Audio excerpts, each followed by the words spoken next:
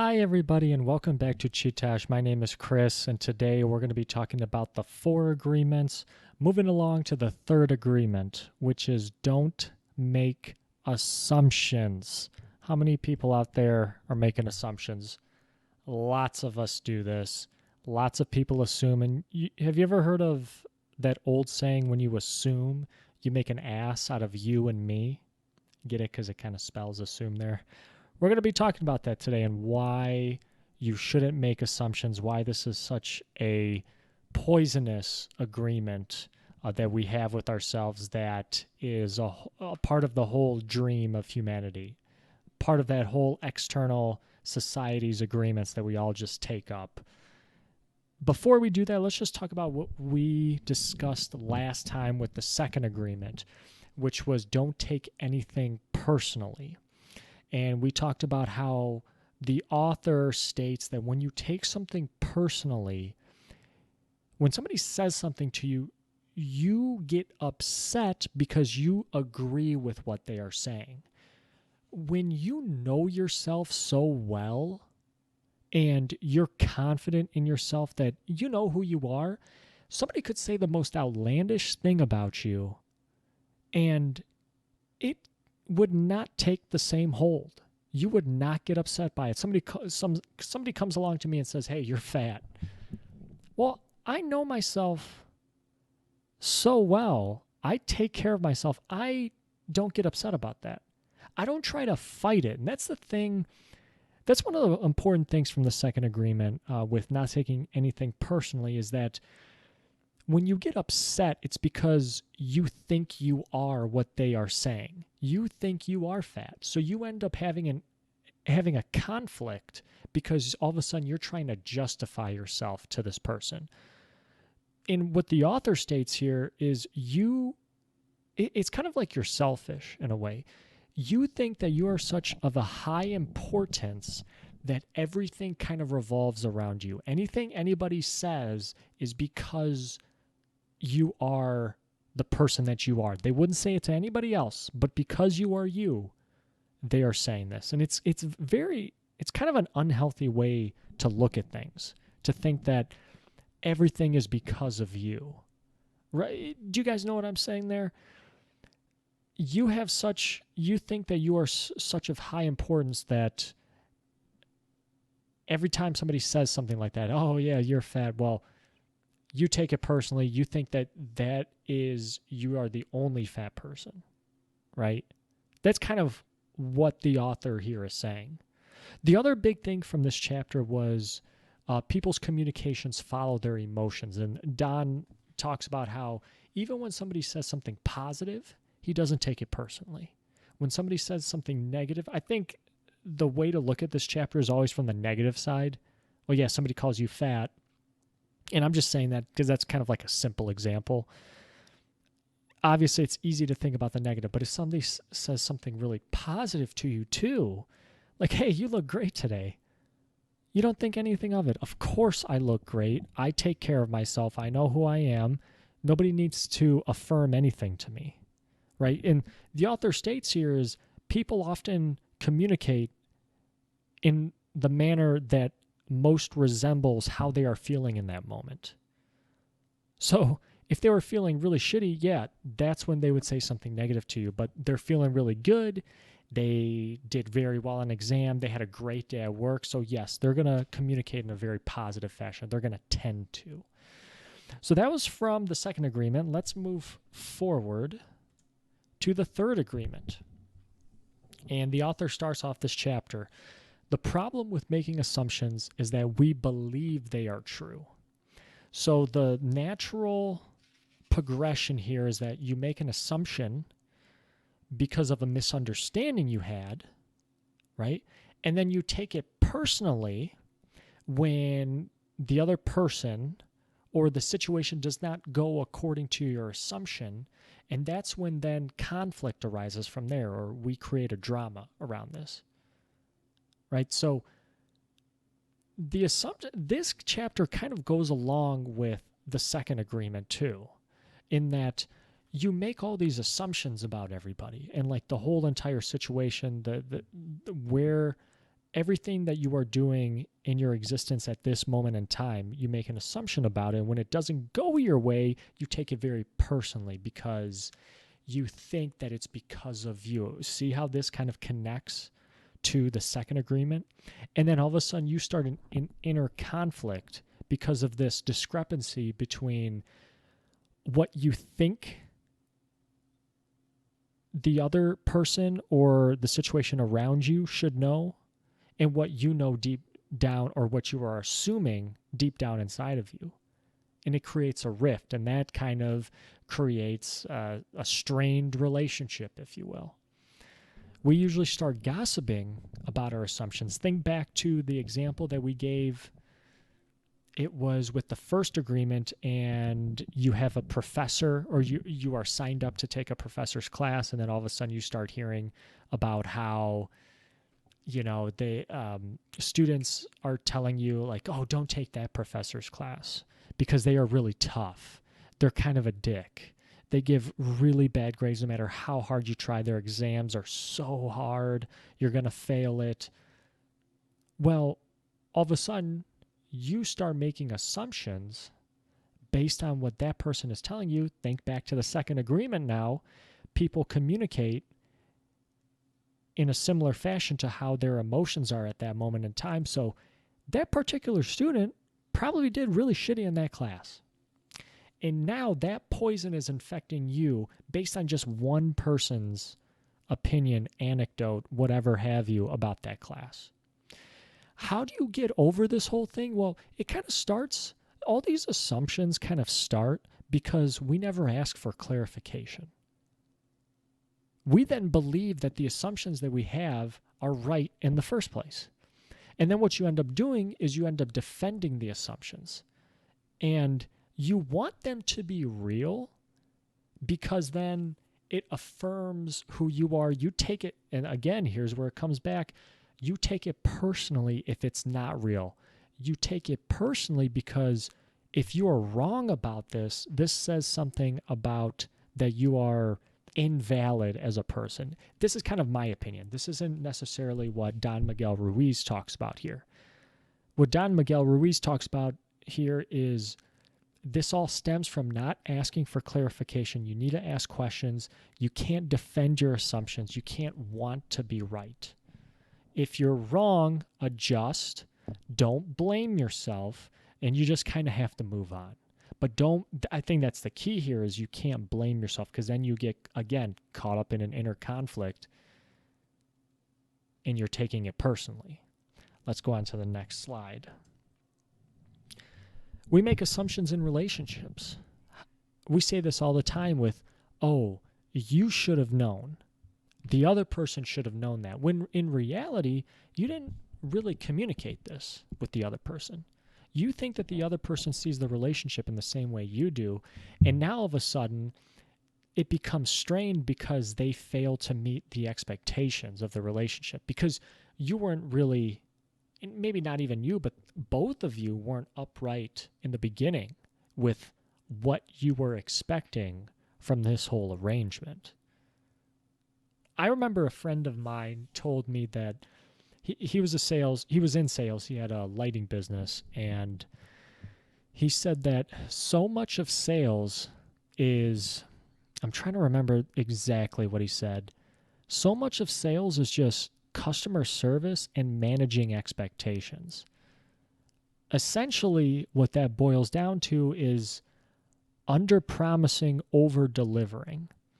You have to set the bar at a certain place. And you know what?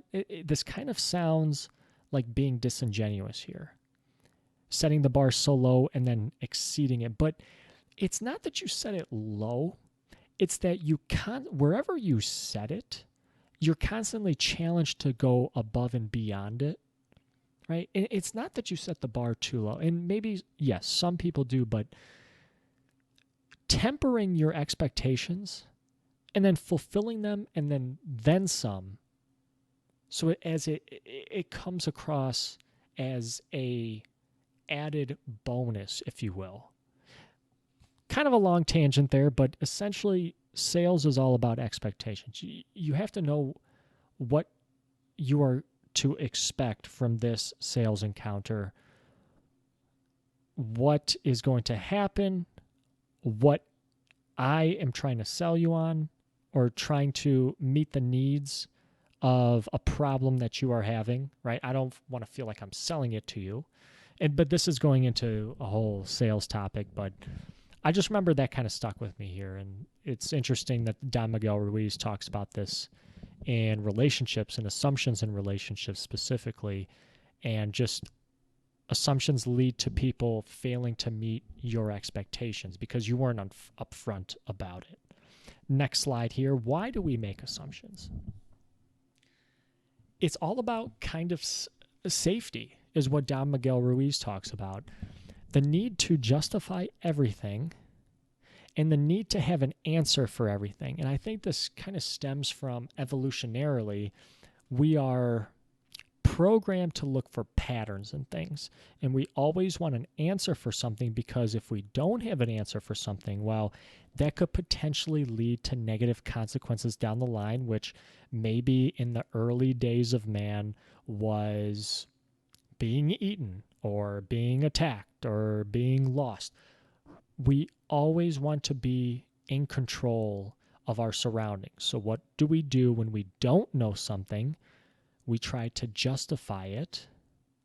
And it's not even that the answer or the justification has to be the correct one. It just has to be the one that you believe in so that you keep your mind safe and at bay from going crazy brazy. You guys know what I'm saying? It's not that you want to be correct, it's you want to be safe. And if I believe it to be true, well, that's the safe way to look at it. So then my ego does not get damaged. You make the assumptions that keep you safe. This replaces the need to communicate. All of it. All communication. It replaces the need to even think about talking to other people. Because why do I need to do that? I already know what happened. It's true in my mind. Why do I need to talk to anybody?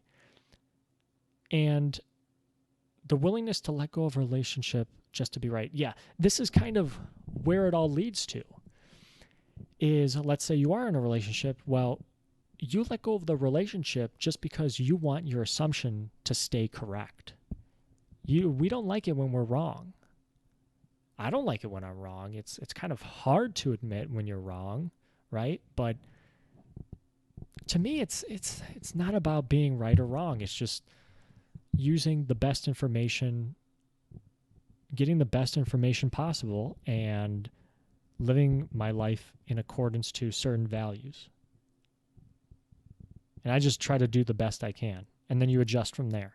Seems kind of reasonable. But lots of people, and I used to do this too, you justify it, you make an assumption out of safety to keep you protected, and then you don't really need to go out there and seek the truth because you already know it in your mind. Let's go to the next slide. The biggest assumption that Don Miguel Ruiz says that we have is that everyone sees life the way we do. That's the biggest assumption that we have.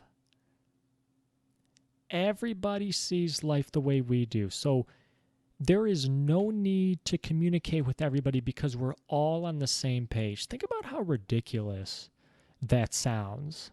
Maybe at a time I didn't agree with this, but now, as the man I am today, I look at this and I'm like, well, that's just nonsensical. How can I assume that everybody sees life in the way I do? I just know that from too much life experience, from talking to too many people. Everybody's different. Even people who I agree with sports, politically, in jiu-jitsu, how to train in jiu-jitsu, etc. We agree on a ton of stuff, but then there's like little pieces of it where we have differing paths. We're all different, and that's okay. That's okay. What the author says here is you have a fear of being yourself, so you try to be like other people. Right? You make the assumption everybody sees life the way you do, so that in the end, we're all kind of the same because we're so afraid to be different. Is kind of my interpretation of Don Miguel Ruiz's teaching here. We're afraid of the judgment and the rejection. And +1 to this rejection. We are really afraid of rejection. Me too. Rejection sucks. Rejection really sucks. But I'll tell you what sucks even more is when you reject yourself. That's the worst type of rejection. That's where it kind of all stems from. All right. Remember from the previous episode, we were talking about how when somebody says something about you, it says more about them. Again, emotions. People's communication follows their emotions. What kind of damage are they doing? Have they done to themselves to then make them want to pass off that poison to you? Assumptions about ourselves. Inner conflict that stems from believing you can do something when you can't. This was really interesting because I don't know if I agree with this 100%. The author here kind of states that, we make assumptions about other people. That's kind of where you see a ton of examples of this, right? But also, we make assumptions about ourselves and then kick ourselves in our own ass when we don't live up to it or we don't accomplish something, right? Inner conflict that stems from believing you can do something when you can't. And here's what I'll say. Again, going back to setting the bars, you don't want to set the bar so low that when you go over it, you beat it by a mile, right? Well, to me, that kind of says, well, the bar should have been higher to begin with, and then if you would have beat it by the same margin, you would have been much, much, much higher. You guys know what I'm saying there? So if your goal was to sell 10 units, you sell 20, I would say, we should have set the bar at 20 units. And then by that same margin, maybe you could have got 30 units. Just by sheer, if we were to replay this whole scenario, maybe you would have pushed yourself more, right? And that pushing would have got you those 10 extra units plus 20. Yes, I agree here that you have to know what you are capable of and not beat yourself up when you don't accomplish it. But what this doesn't mean is you don't always stop trying and stop trying to push yourself.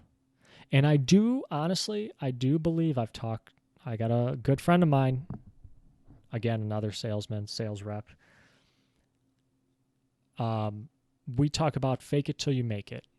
And there is something to be said about just going with it and failing and tripping up, and you get better from that. So, yes, maybe you can't do something in the moment, but sometimes you just push yourself into the mix and jump in the deep end, and you just figure things out from there. And most of the time, maybe you will fail. And in fact, probably you will fail. But you know what? That's how you learn. And here's the thing. Just don't have an inner conflict about it. Realize, again, so much of life, setting expectations. Hey, you're about to jump in. Let's use something from my career path. You're about to jump into a front-end project. JavaScript intensive. React framework. Let's set the expectations. You have a background in Java, strongly typed computer language, back-end language, database work, Spring architecture. This is kind of a whole new level, whole different level. You can bring certain stuff to the table, but realize this is going to be a learning curve, and it might take a while. That's how I would set this whole thing up. So in a way, I agree with the author, but also in a way, you got to push yourself and you have to stir up the waters to catch a little bit of fish, if you guys know what I'm saying. I think this was the last slide. Let me check here. Nope. I think we got one or two more. Back to relationships. Back on page 70. Let me go to page 70 just in case I want to read anything from here. Back to relationships. Justifying why you like that person. And, okay, I remember this. The author here was talking about how when you are in a relationship, you justify why you like that person, and you think that just by being in that relationship, my love will change them. And what the author says here is that if you feel the need to change someone, you don't really love them. You want to find somebody who you don't have to change at all. I think I kind of agree with that, because you could spend a ton of time, ton of energy, again, going back to expectations, trying to change somebody, and maybe you make a little bit of progress, but really at the end of the day, if somebody will change if they want to change, not because you want them to change. So it's, again, going back to managing just the expectations here. What do you both want? What do you both value? I'm not going to try to change you. I'm just going to find somebody else who lines up with my values. I think that kind of makes sense, and that is a very logical approach to this. Next slide. This might be the last. Yes, I think this is the last. So how do we stop making assumptions? Well, you ask questions. We kind of talked about this earlier in the presentation. Ask questions, clear communication. Ask for what you want. Just be clear. I told this to a girl today that I had asked out. I just said, hey, do you want to meet up, and do you want to see if our values align? Pretty simple. I want to know where you're from, what's your family like, what's your origin, what do you value in this life? Bada bing, bada boom. Yeah, I think a lot of women would look at that and probably not like it or think it's weird.